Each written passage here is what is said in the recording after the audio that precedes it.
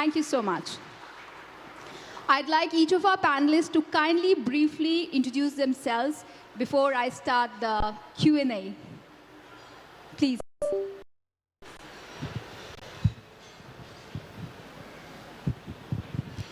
Hello, good evening, everyone. My name is Shumona. I work with DAG. Mr. Singh from our team was here in the previous panel as well. I work on the museums program, which started off as a way of collaborating with museums and putting DAG's vast collections and making it accessible to the public through museum collaborations. But we've also moved towards building our own museums. We recently acquired Jamni Roy's house in Kolkata and are transforming it into a museum based on the artist. So through a range of education programs, art activities, and collaborations with museums, we try to make this vast collection of Indian modern art that we have accessible to people. Mr. Singh spoke about the publications wing of it. And as for myself, I come from a community arts background. I worked on public art projects with artists, so I try to bring some of that spirit of participation and inclusion into the museums and collaborations that we do. Thank you. Hello. Hi, I'm Siddharth Das. I'm a designer, I teach, and I started my studio about 20 years ago. It's called Siddharth Das Studio. Didn't come up with a great name, but it stuck around. We worked on about 100-odd cultural projects across 9 countries. We work on strategy, curation, design, education, and we try to look at it kind of in a holistic manner. A lot of the work we do is with heritage sites. We also do contemporary modern buildings that we work in. We don't build ourselves, but when a project comes up, be it heritage or a building that's already done, we look at how do you interpret it, and we work on the narratives on it. Thank you. Good evening, everyone. My name is Saurav. I'm a CEO and founder of Tagbin. My company is the company which specializes into experiential technology. So nowadays, there are lots of museums which doesn't have much of a collection. So we work on creating those spaces where it's through storytelling, it's through digital interactive technologies. And we have designed projects like Pradhan Mantri Sangralaya, which is one of the largest 100% digital museum. We are making museum on Valmiki, we are making museum on Gita. All of these museums are something which doesn't have much of the collections, but we are using new age technologies like AR, VR, hologram, etc. to transform them. And it's very interesting that we have people from various backgrounds. I am from IIT, and some of the people say, how come you end up designing a museum? But with this digital era and lots of these interactivity, and where we wanted to make the museum relevant for the youth, we have a huge role to play in terms of experiential technology. So we have 3 verticals, which is spatial transformation, experiential technology, and we also work towards making sure that the museum reach to the right audience. So for that, we have done campaign like Har Ghar Tiranga, where 6.5 crore people posted selfie. So we make sure that museums also reach out to the right audience. Thank you very much. And I think you've also put up a stall here. Yeah. Yeah, so people can check that out. Yes, ma'am.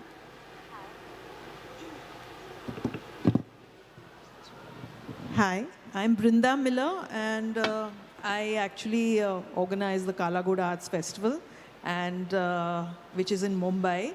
My connection to the museum began with the Kalagoda Arts Festival, actually, and that's why I think I'm on this panel, is, we work together with the museum, and it is one of our venues, and, I've eventually gone on to be education consultant at the museum, and I'm also on their advisory committee of the Children's Museum, which opened quite recently.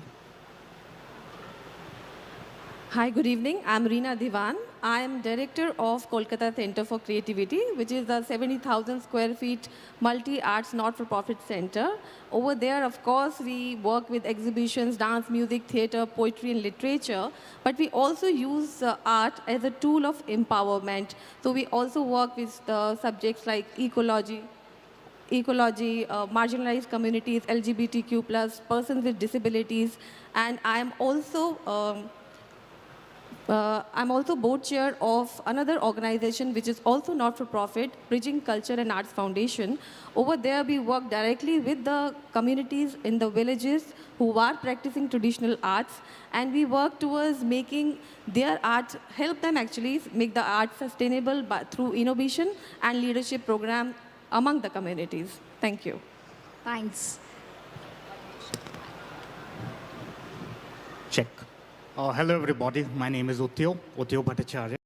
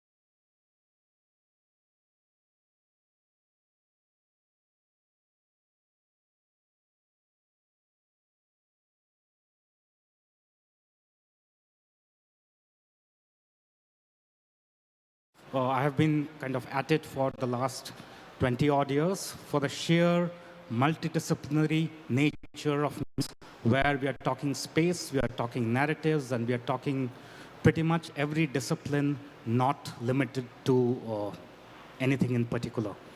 Over to you, Shikhaji. I'm Shikha Jain. I'm an architectural historian and an architect specializing in conservation. My organization, Drona Development and Research Organization for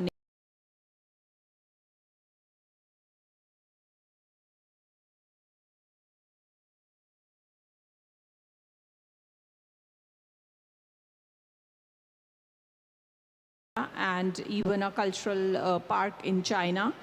And our focus largely remains on, the dialogue between the historic structure, how we can use it as an adaptive reuse for museums. But we also work on new museums, like we have created the Bhagat Singh Museum in Punjab, where we did the building as well as the interior planning. And one of our most challenging projects currently is for the National Library, Ministry of Culture, which is a museum on Indian languages. Thank you. Thank you. First of all, I would like to thank the Ministry of Culture for putting up such a beautiful expo and for having me.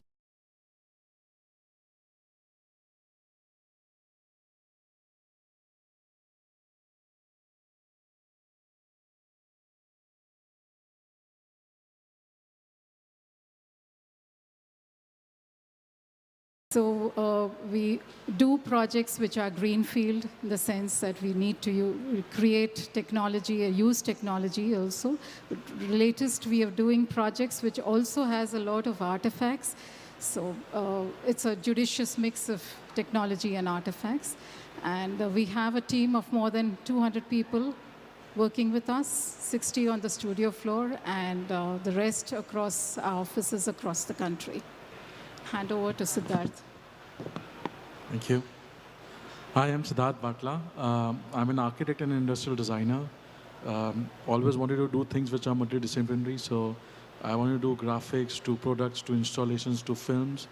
That is how this field of museum design got into us. Design Factory is 10 years old. We've been doing a lot of museums recently, since last 6-7 years. I've done 20 of them at least. So you have the big in India, which is the Smriti-Van Museum in Bhuj.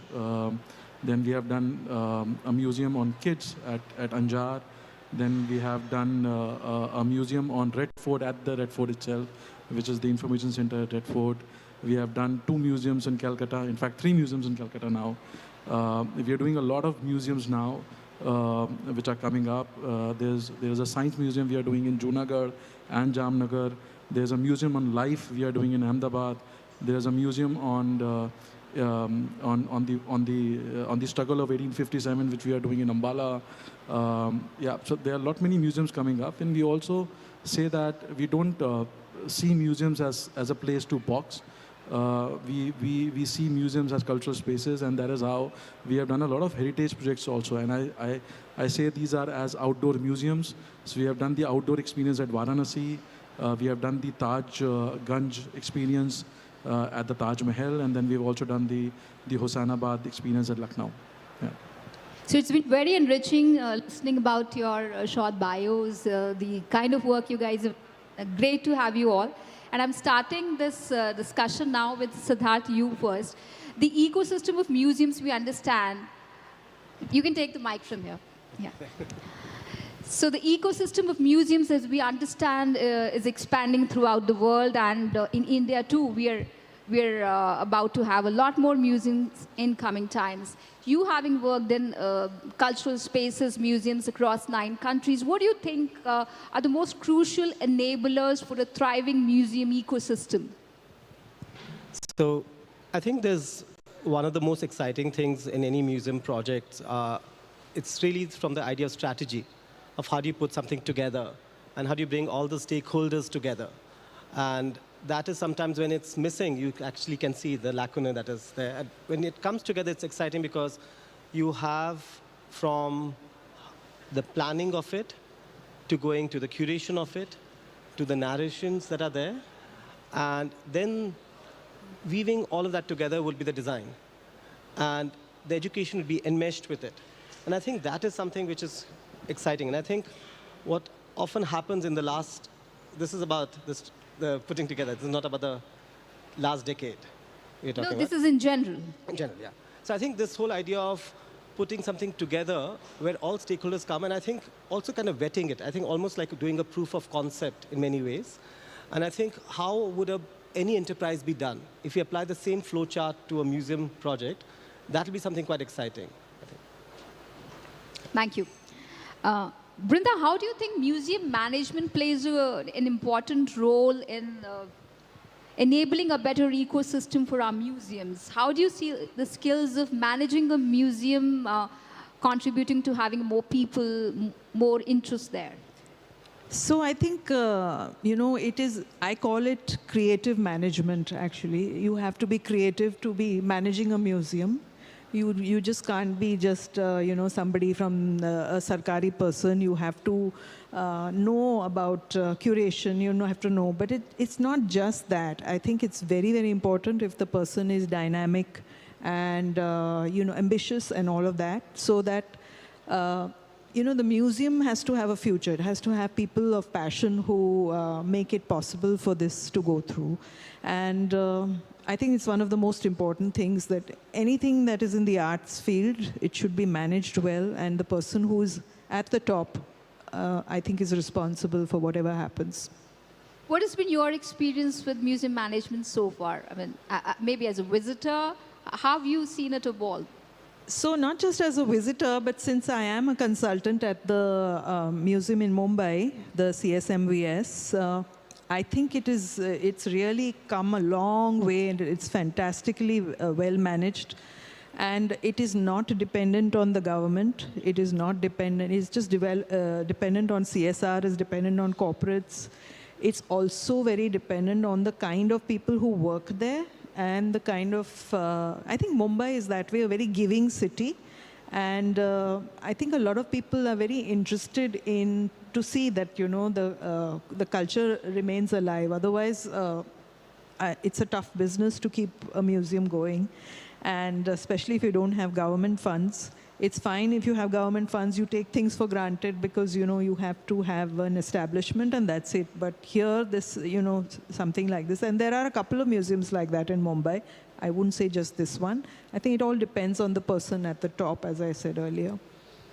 Sort of coming to you, every ecosystem shall have a differentiator. In this age, is technology that differentiator? And if yes, how are our museums able to cope with the fast-changing pace of technology? Because sometimes it's felt that the technology overtakes the exhibit, the content.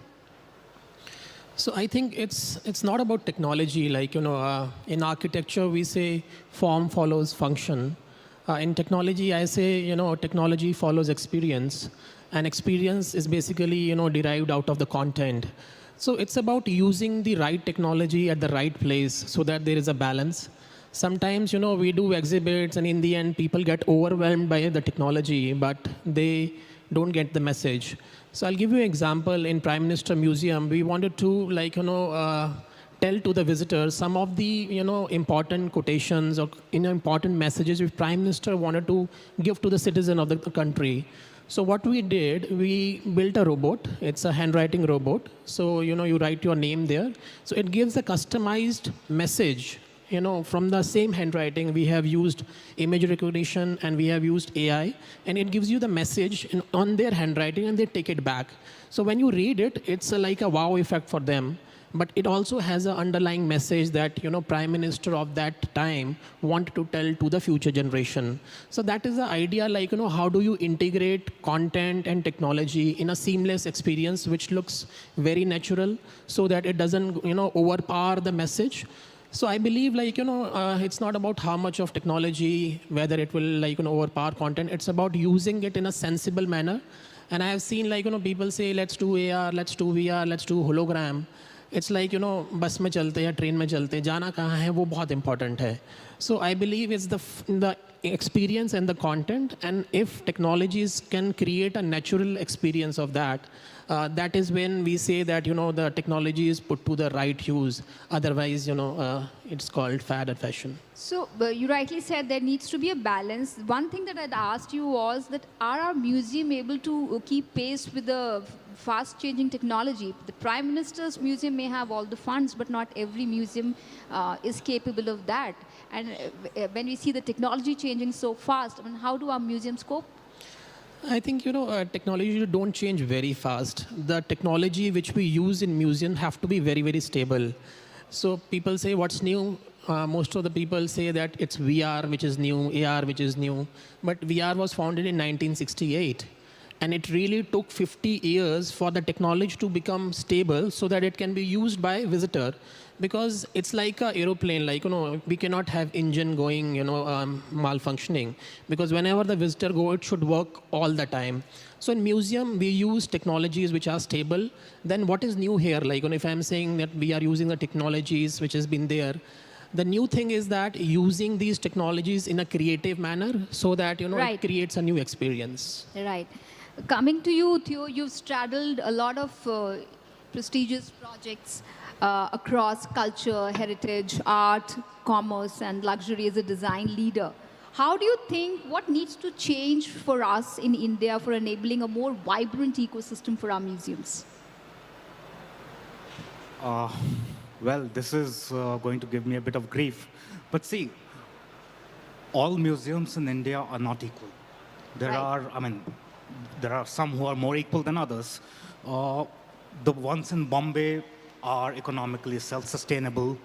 Some of the more heavily funded museums and the star museums of India are funded heavily by the government.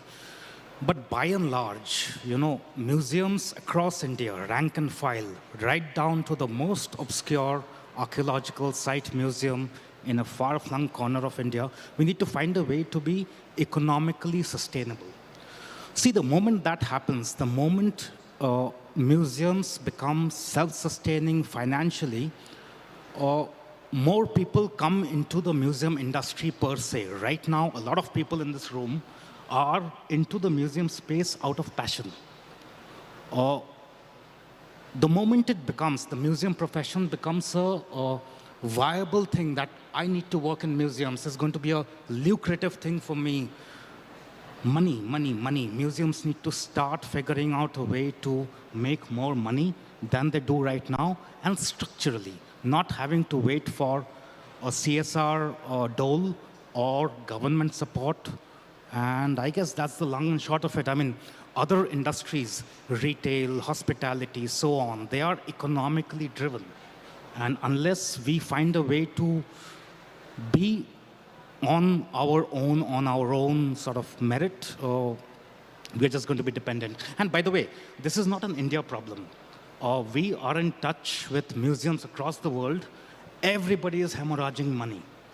The Louvre, the British Museum, the big ones, they're all not being able to sustain economically. It's a structural problem in museums across the world right now. So the more sustainable our museums become, the more vibrant the ecosystem becomes, in a sense. Yes. The moment we don't have to worry about how to meet the next quarter as a museum management system, or we don't have to worry about how to hire the best professionals or the best designers or the best consultants, all of whom are sitting over here, then life becomes easier for everybody. Right. Siddharth, sitting on the other end. As an expert in designing museum spaces, how shall we refine the process of designing a museum to make it more consumer-centric? Do you think there is space for that? How do we make it more engaging for our communities?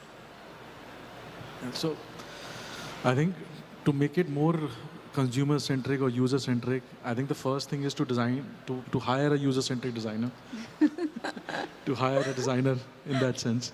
So I think that's very important, and there are some slides which I wanted to show you on that, if it's changed.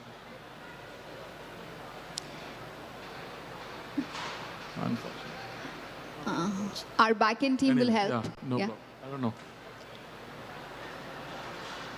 Yeah, it's playing. All right, so, so I think, anyway, so I will speak irrespective of what is being shown here. These are some of the projects itself. So I think it is important to first hire designers, and as Utyo said, that you don't need to be worried about that you will be paid as a designer or not. So that's very important. And the government also, and this is amazingly good institute, what is happening right now, and it will get a lot of designers that strength that, this field exists and they will come back. So they need to realize that the field do exist in India, and they will be paid a good, decent consultancy fees to design that. That is one. And then second, you need to, of course, understand these design principles which you are taught for. You need to think from the end, from the user perspective. You need to think that how to make it more cohesive for everybody, anybody who is coming. So I think getting more designers who are actual museum designers in the country, they exist, getting back to this field and then designing these museums would really help. How to make our people take more pride in our museums? Like we have so much of cultural slice, historical heritage. How do we make our people take pride in this? Yeah, so see, you take pride in watching an IPL match. you take pride in going to a... IPL is a brand, and right? India does take pride in that. You take pride in watching a Rang De Basanti, Why don't... Because I think they are both sides of the story. One, people don't know that museum exists. I don't know people know that these museums exist. So I don't know the terms and conditions on that, but I think it need to be publicized, it need to be marketed, Right. People need to know that, oh, I will go to a mall or I will go to a museum. Right. If you go abroad, people go to the museum every Sunday. There are temporary exhibitions every month. So, Right. so that is one. And second, I think, of course, we need to design our museums as films or cinema. So people should come and enjoy it. Thank you. Vandana, coming to you. You've done a lot of work in designing museums, more than 30 museums through Vama. A lot of digital immersive experience also. As Siddharth said, we need to make our people aware that our museums exist, and it's so much variety and depth. How can we transform our museums from just important places into essential places thrived by people? People come for recreation, that, yeah, I get to know something, I get educated with their kids, with youth. Yeah, so first of all, like Siddharth just said, how do you get people to come into our spaces? One is, of course, marketing. But once you get them in, when you have the footfalls, make it a very enjoyable experience. And till now, most of us in India, especially the thoughts that people would like to go on a weekend or take their children to a mall or a cinema or a park, or maybe an eatery, Gujarat more so, with all of us being foodies. So how do you convert them into going into museum spaces is largely making them interactive, making them enjoyable experiences. And that's where technology also plays a fairly decent role. Can you keep a mic a little? Yeah, so technology does play a great role where you ensure that there's a lot of not just passive viewing, it is active, create experiences which are invigorating, have games. We use a lot of gamification in our museums, so ensure that kids come in. When kids come in, the parents do come in. Have merchandise which also take back the experiences back home. So there's a whole gamut of exercises that needs to be done at a lot level. And of course, to ensure, first of all, is to get people in. So driving footfalls is a major part. That's what I think. So our museums are not doing enough to popularize themselves, or we need to change gears regarding it? No, so first of all, you need to get people there. So there's a whole lot of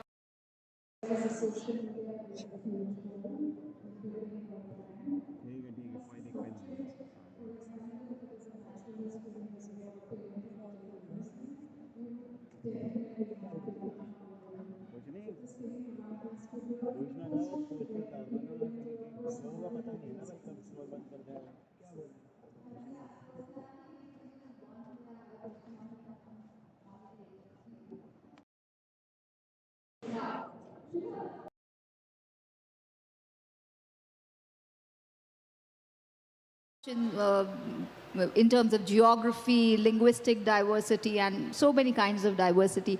Are we taking enough advantage of that to show it through our museums?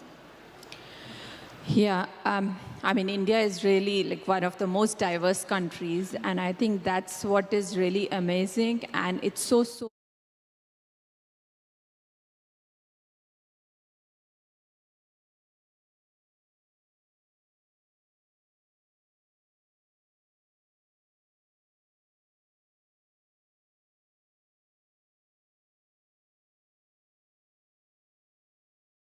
on Hinduism and Buddhism.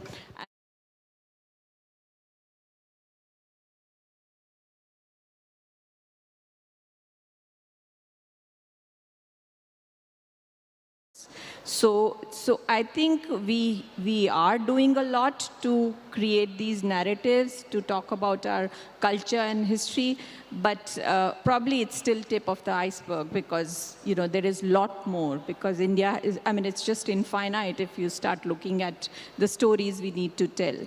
And I feel it is, while we are making these mega museums, the national, state level, which are important to talk about the national and the state level history, what we really need to do is look at local museums, especially from the ecosystem point of view. So like community museums, which are so important, which can tell the stories of smaller places.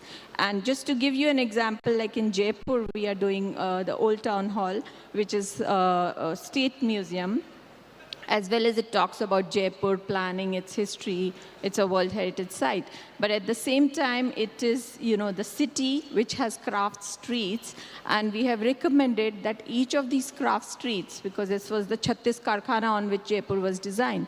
So each of the craft streets, like Khazane Walon Ka Rasta or the Thatero Ka Rasta, can have a brass, a crafts museum, stone crafts museum, that a local Haveli can be adapted, in the same street. And this would really mean that you are looking at local museums, local stories of the community, and also some socio-economic upliftment which comes with the museums. Also, if we, like you said, if we follow this kind of approach, the communities also feel a sense of ownership. And from there also, I think the participation gets increased. Right. So you've said it right. Like the museums need to be more inclusive, and they should be participatory even in terms of designing with the community, or making them connected. Whoever walks into the museum, how do you connect with them? Like even in the Museum of Languages, our mandate is that a person from anywhere across India, knowing any language, walks in and feels connected somewhere. So that is important for a museum. So talking of diversity, I want to come to you, Reena, because you work with the marginalized sections of society to empower them through art. How can we enable more inclusion and diversity through museums? When we all talk about exhibits in the museum which are related with arts, but we also know that all the objects in the museums are historical. So in that sense, if you see that while we are celebrating the dead artist, we are not really bothered about the living artists. We really do not do much for the ones who are very young, who can't even afford 2 square meals without giving tuitions to the students for arts.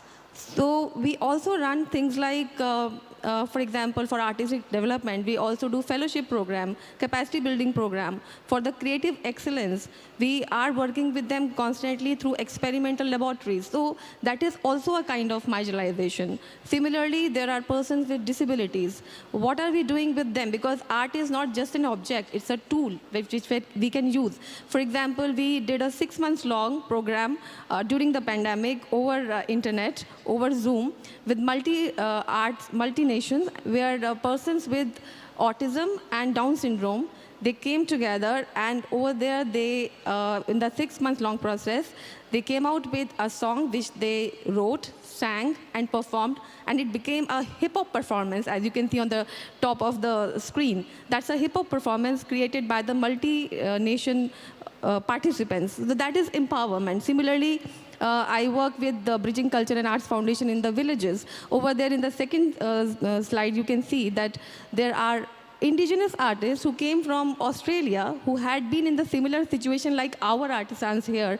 They came down to Sundarbans and worked with the Kantha artists over there and shared their stories and helped them in understanding that how they can make their craft reach at a level that is, of course, empowering to them economically, as well as help them sharing their craft with the world. So when we talk of including people, we also have to see that we talk of what is happening right now, what is relevant right now, because of course, otherwise it will remain like historical objects and people are not much interested in them. For example, if we talk of ecological issues right now, which is very, very contemporary issues, social issues, livelihood issues, are we talking about them in our museums? So these are the places that, we need to talk about and work with the communities. Also, how do we break this perception that museums are for the elite? Yeah, so actually museums are not for the elite, it's art for the elite is the notion which is there. And that notion has been created to elevate the economics behind the arts. So, of course, that will remain. And while we say that only elite can, in fact, acquire art, art is available to everybody in the museum shops. So don't feel disheartened if you don't have money to buy a Raza or a M.F. Hussain. You can always buy things with their work and feel empowered. At the same time, I would say that, we have to look at the value of arts not in the sense of, because we also talk that this is an object, this is the name of the artist, this has been created in this time, this is the provenance. Instead of talking of that, what if we're talking about the cultural significance of that art, how it matters to the community, how it concerns to them, that art. If we connect them, that they see their own reflection in that art, right, definitely they will feel more connected and they will not feel that it is only for the elites. Right, right. Thank you, well said. Sumona, you have engaged with a diverse set of communities and have collaborated and intervened in public spaces via art. How do the masses perceive art in your experience, and what can be done to make them participate in this museum ecosystem? Thanks for that, and thank you all for your insights. Because I come from a background in community-based art practices, it's actually been really heartening to see over the last 10 years how through biennales, like art festivals, the Kala Ghoda festival, one of the early models, what we used to do in Chitpur in North Calcutta, which was the Chitpur local public art festival, people have sort of gotten a larger sense of what the arts can do, what it is, broaden their understanding of the different forms of art, found art in their own neighborhoods and in their families, in their communities. And these sort of, keystone initiatives have really pushed that forward. I think something like this might do that also for the museum sector. And I think the museum sector is waiting for that push to make that happen. Not to say that there aren't so many people visiting our museums, but to really reimagine the way in which people engage with museums, I think, is something we hope to do. In terms of, there are a few things which I want to say about how do we get people to participate more in museums.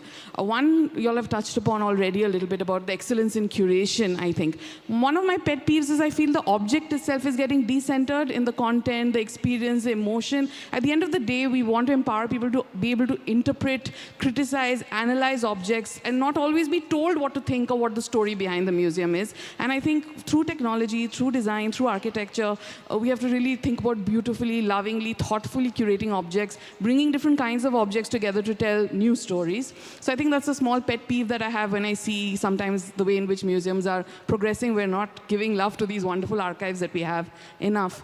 My second pet peeve, I think, is in terms of the programming that we do. Often art is seen as this kind of addendum or a collateral to what's happening to bring people in. But if we bring in artists, even in our museum teams have artists, dancers, visual artists working with us, they can really be the ones who think creatively in low-cost ways often about how we can create engagement. So this game was devised by a dancer, Shija, who works on our team. And she thought of a game where you interact with a postcard by Nandalal Bose and you discover the figures in it as you're moving across the game. And it was a very low-cost thing that we did. It was a part of Playfair, which was a 2-day carnival of games around art and artists from Indian Museum and from the DAG collection, which sort of transformed the lawn of the museum into a place where usually people come and relax, take photographs, which was wonderful, but added another dimension of engagement, provoke them to think, provoke them to engage with each other. So that was, I think, my second pet peeve about how we can think more creatively about programming in museums. And finally, I think we can take our collections outside the museums. So at DAG, we do a program called The City as a Museum, where over 10 days we travel across the city. Mobile museum. It's not a mobile museum. We actually go to other places and see them as museums. Your local, printmaking shop can be a museum. Somebody's home can be a museum. Artists have collections in their homes as well. So through 10 days, we travel to remote parts of the city and beyond Kolkata, libraries, botanical gardens. Collections exist in amazing places. So over 10 days, we activate this entire new map of museums across the city. Okay. When we start seeing the entire city as a museum, and it becomes a part, I think, speaking to what Reena said, art, culture, heritage, technology becomes a part of the present and part of your everyday life and not something locked away in a museum, which is precious and untouchable. Thank you so much for your response. Siddharth, how have people's perception changed in the last decade towards art and culture? You've been curating for a long time, teaching as well. What has changed in your perception? I think museums were just seen as very staid places. The Hindi word itself is very interesting because you used to call Ajab Ghar or Sangralay, just a place to house a collection. And I think the expectation was fairly low. You were forced as a child to go to a museum, and it pretty much made you never want to go to a museum again. So you had this kind of abhorrence for the place. And I think that. Second is just that we've had a glut of information through the internet, through social media. And I think that information has naturally worked in ambivalent ways. One is that it allows you, your expectations are higher. At the same time, you have a sense of déjà vu because you've seen something better, something cooler, something funkier. And that makes sometimes a person have fickle expectations. And I think a need for lesser engagement with things. And I think this idea that something can be wondrous, I think if we go back to our childhood, and if you wanted to sleep, you wanted someone to tell you a lovely story. And I think that lovely story is somehow missing because things are not engaging often sometimes. You have technology, like he said, you have technology for the sake of technology. But does it make you feel more intimidated or does it draw you in? And I think this idea that if you can embrace different things and tell that story beautifully, like if we take the example of Hiroshima Museum, it's an old museum done about 45 years ago. But I remember going to it about a few years ago and I was sobbing when I came out. You had this deep sense of just loss. It wasn't even yours. I mean, I'm not Japanese, nor am I American. And yet you came out just crying. And everywhere you looked, everyone was crying. It was a very staid museum, but it touched you. I mean, any of you who would have gone to. So I feel that that is one thing. I think the expectations are high, and yet I feel something is missing. We've lost our track, I think, somehow. And I think, but there are a lot of the people here are doing some very phenomenal work, and I hope so are we. And I think the idea is to set a benchmark in some way. And when you set a benchmark, hopefully the best practices will come in. But I think, like some of you said, I think if there's a rigor of working, and I think that rigor is in so many other fields, but that rigor is not applied to the museum field very much. I think when that rigor is applied, naturally it has to be cost effective, but just higher expectations. Why am I not being excited about archaeological galleries? And the right to demand it. Why am I not being excited about seeing a fossil? Why am I not being excited when I see Indus Valley site? Why am I not excited if I say Gandhara art? So all of those things, if you look at the physics behind it, we look at the technology behind it, we look at the art behind it, and the coalescence of all of them coming together, And I think if it weaves a fabulous story, that'll be lovely, you know. And I think we are such an old culture. We have amazing technology, and yet the enmeshing of it hasn't happened very well. We have so many stories to be told which are Yeah. not yet told. So, yeah, that's there. Thank you so much, Siddharth. Brinda, coming to you, since you've been associated with the Kala Ghoda festival for a very long time, how do you think, in your opinion, can we make people celebrate our museums? So, according to me, I think Kalagoda Arts Festival is like a museum, and it's meant for the masses. I'll be honest, though everybody comes, even everyone comes there, and I think it has kind of created an awareness in art. Fortunately, like I said, the museum is in the area, so we all are one. And we talk about museums in Kalagoda, and we talk about Kalagoda in the museum. And there's an intersection between the two. What I think Kalagoda has is it brings a lot of children to the festival, and I think children are very, very important. They're the future audience for museums, for art, for culture, all of those things. And I think it's really important. I've seen how, as Siddharth says, I must tell you that when I go to the museum, I see these groups of children coming in, walk in queues, and the teacher comes and they just walk around the museum and they're out because they're just supposed to go to the museum and out. But there is no one to really explain. Maybe I think something like digital stuff would help, in this case, because I think children want to see that now. They're more interested in that than to listen to some story or some history or, edutainment is the main thing. Whether it's a museum, whether it's Kalagoda, whether it's whatever, I think edutainment is very, very important because now children are spoiled for choice. We are all spoiled for choice. So, I can understand why the younger kids have no patience. They don't have patience. So they need to be entertained in some way. So that's why I call it edutainment. And we cannot be boring in terms of our museums. We cannot be boring. We have to make it fun. Yeah, that's true. Because I had a moderation yesterday also, and we talked about this, that how edutainment is the key in taking our museum experience to the next level. Utyu, you have rich experience in international projects as well. What can we replicate from the international museum scenario to make our museums being talked about and becoming truly international?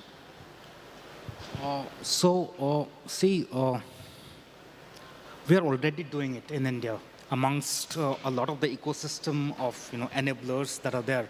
I mean, community participation for one, creating festivals that have a symbiotic relationship between the museum and the city, creating arts programs. For instance, what you're doing already in terms of with the Savai Man Singh Town Hall in terms of expanding its scope. See, all that is happening. We just need to find a way to have it happen evenly across the board. Because like I said just a while ago, all museums are not equal in India. Some museums are more equal than others. The Statue of Unity, for instance, has a problem of too many visitors coming in every now and then. The Salar Jung is highly popular. It doesn't have a problem with visitors. One of the ways we can probably empower the smaller museums is to build these museums as vibrant alternate community centers. Because that's the catchment, that's the people around that museum. They have to keep coming back again and again. It's like what the IPL has done. There are people cheering for a city. If there are people who can cheer for their local museum and keep doing stuff over there. And why not have the communities also participate in curation? Because that will give them a greater edge. Absolutely. If not in curation, because curation at the end is a slightly specialized task. But programming, events that are happening, the museum becomes the public space where you keep going every Sunday. Take your children there. Take your children there to become tactile museums. Some of the team at the Bihar Museum, led by Anjani ji, is doing it brilliantly. The Bihar Museum Biennale, they're putting all the museums together across India and the world. There's an event happening every now and then. So, yeah, it's all happening in bits and pieces by various, stakeholders, but it needs to happen more and more and more. Vanna, coming to you, you've done a lot of personality-based museums also. We don't have artifacts there to be curated upon. Do you think these need to be encouraged more? Do people like those more in terms of going forward, in terms of diversifying? Come again? You said I'm saying, do we need more personality-based museums in India? They're not based on artifacts like the old discoveries. Yeah, so personality-based museums are the need of the hour. If you want to inspire the younger generation from all the legends that we know of. Of course, we've read them in our textbooks, in storybooks, maybe seen some films on them. But to really imbibe the value system that they have left behind for us, if we can make lasting impressions out of whatever they've done, it would be a wonderful inspirational story for every child to come in. Today, I mean, past 3 days, I've been seeing children here with a lot of guts, so a lot of energy. And the kind of stalls that they choose to spend time in is exactly which all experiences. Like Siddharth's stall has a VR glass. We also have some VR where we are showing personality-based some of our projects. We see the great enthusiasm there. Some of our museums which we have done on Gandhiji, see, Gandhiji had 11 vows. Most of us know what these vows are, but how do you explain Satya to a child? How do you explain Asteya? How do you explain Aparigraha? These are concepts which have to be lived. Now, if you're able to explain all of this in a spatial, it will have a lasting impact on children who are going to be the citizens of this nation. So I absolutely believe that personality-based museums are the need of the hour.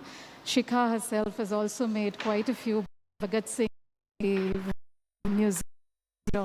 Perhaps she can add more light to it as well.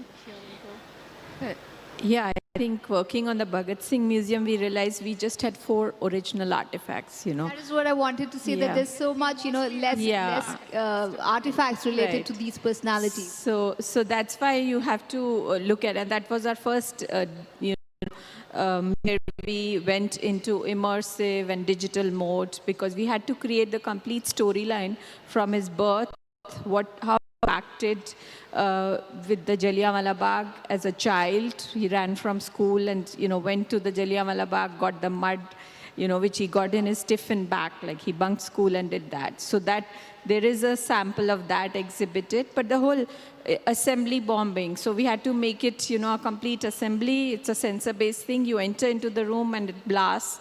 And, the message that he distributed to make the deaf hear is the pamphlets are distributed and visitors can take it as a souvenir. So it's important to fill the gaps in personality-oriented museums to explain the complete narrative. You have to fill the gaps, and that digital and technology is the media to do that.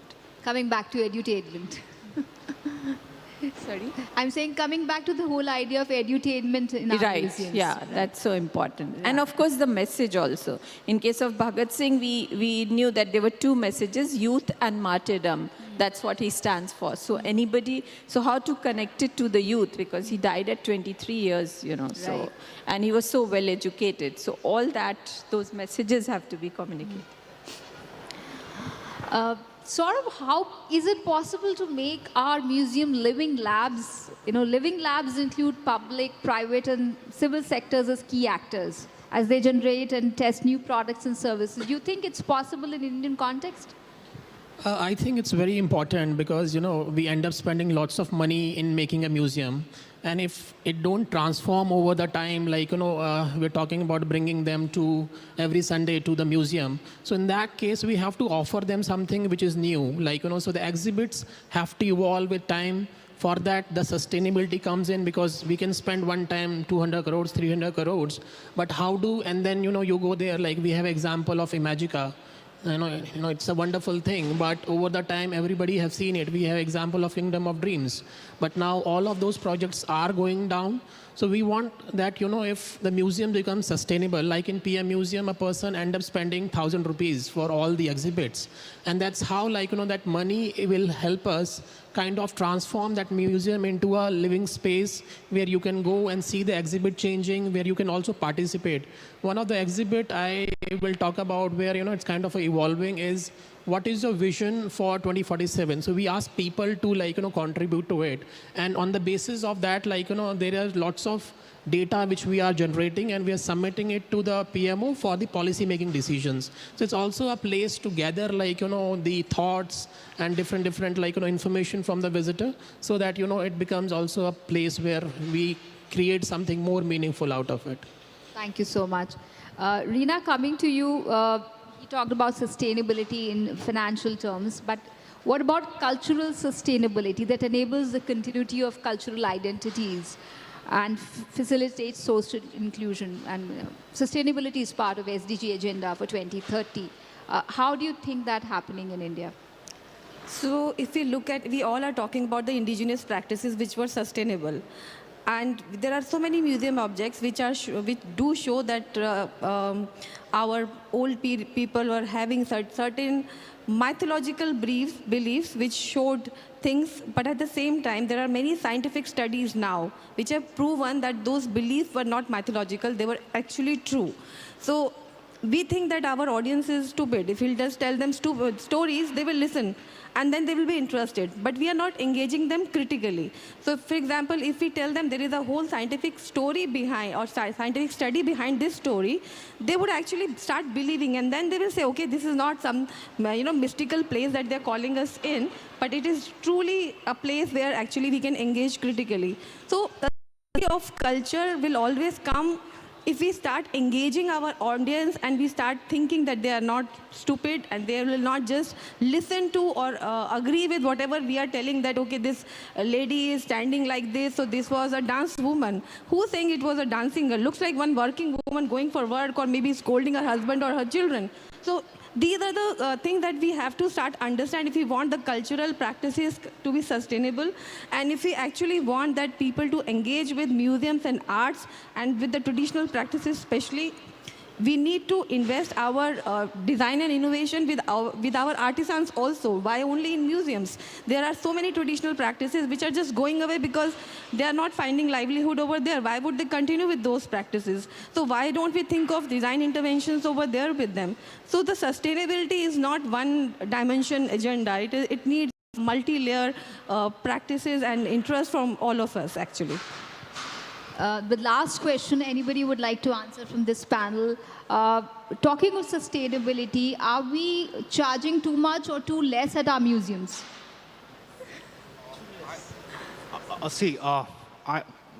Slightly counterintuitive.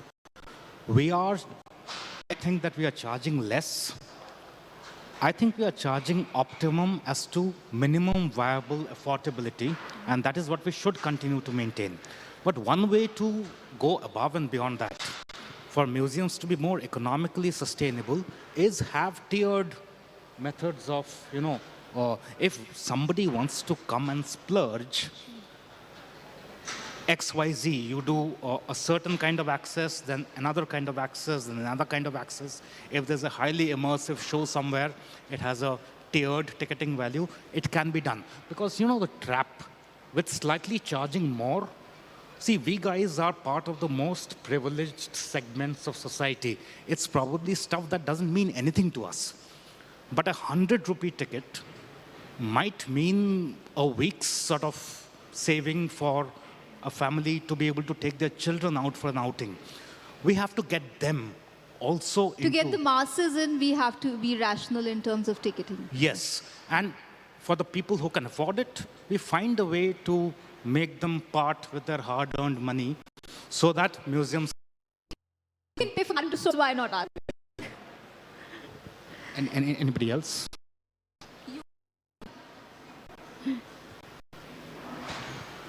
No, I think I was also thinking what to answer on that, but as I see the example, which is, we have done a museum, which is the biggest museum right now, which is the Smriti-Van Museum. Can you be a little louder? Yeah, so we have just done a museum. So there ticket price is 300 rupees. and then we see a lakh of people visiting in 2.5 months, you know. And then I got to know that there are over 2.5 revenue of tickets in a month, which is huge, and they have a of 300 rupees. And I was thinking that, is 300 good or bad? You know, are we marketing it that good, or we are not marketing, etc., etc. So, but I would say that it need to be slabs. So they need to be a minimum ticket price, so anybody and everybody can come, and there need to be when things more or you can take it on the cafe or in your. I also see people struggling for meals, but you see those people having all good technology phones. So I don't know that what we're talking about when we are talking about 100 rupees, and they all eat good meals. So I think that there's something which is not less, which anybody and everybody can afford now, and this is the right time we should ask for that ticket than having a 10 ticket. Or we go to Europe and we easily take a ticket of 10 euros, 600, 700 rupees. It's very easy, you know, and then now they've increased prices more. So I think in India also we should demand, and I think we should demand quality in the museums, and the whole ecosystem will change. We have to run out of Yeah, time. just Yeah. a minute. So many of the museums which we have developed and we are operating, many of them are highly subsidized. You have 10 or 20 rupees as tickets. So what we've noticed is they're not respected as much by the visitors. So that is something which we all need to look at. There's technology. There are a lot of artifacts and things which are misused. So perhaps if you charge slightly more, there's a sense of respect which also is brought in. And as he rightfully said, as they've been saying, you could have various other revenue models, right, whether from the merchandise or the canteens, or give some extra tickets for, let's say, a 5-day theater ride or whatever. But otherwise, museums have to be optimally charged. And many of our museums are absolutely free to go in, and I see the vandalization happen. So that's something which needs to be When spoken. you ticket it rationally, people value it. Absolutely. Thank you so much. I have so many questions, but I'm afraid out of time completely. And what an enriching panel discussion. I thoroughly enjoyed it. I hope you guys enjoyed it as well. Thank you so much for being a part of this discussion, and a big round of applause for Ministry of Culture and Mugdha Sinha for organizing such a fantastic expo, a first of its kind, and I hope it's an annual tradition. And the museum ecosystem flourishes in India. Thanks a lot once again. I'll request all our panelists to just stand up for our photo op. Thank you so much, Richa, for moderating this session. And we are grateful to all the panelists who gave us insight about the ecosystem enabling. And it was our last session, ladies and gentlemen. With this, the series of sessions and master classes we conclude here. After some time, we will have a cultural program also, but before that, right now, I will request my team members to felicitate all the panelists who have participated in this session. Mr. Uttiyo Bhattacharya ji, Saurabh Bhai, Siddharth Batla, Brinda Miller, Sumona Chakrabarti, Shikha Jain, Reena Diwan, Vandana Raj, and Siddharth Das, and also Richa Kalra, who moderated this session. We are grateful on behalf of Ministry of Culture, Government of India, to all the panelists, all the moderators, all the dignitaries and distinguished guests who continuously witnessed and remain here for their the encouragement from their side. Just after a few minutes, we need some time to prepare the stage for the cultural performance. So maybe it may take 20 minutes. After that, we will start cultural performance. We have a very attractive performance of Tal Vadya Kacheri and folk dances of Rajasthan also. So I will request all of you to be here. Maybe after 20 minutes, you can come again, or you may remain seated here. And after that, we will start the cultural performance, very attractive, colorful performances from the state of Rajasthan, which will be representing the diverse Indian culture and tradition and performing art. So let's witness, let's celebrate the culture, the diversity, all that which we feel proud of. Thank you very much, ladies and gentlemen.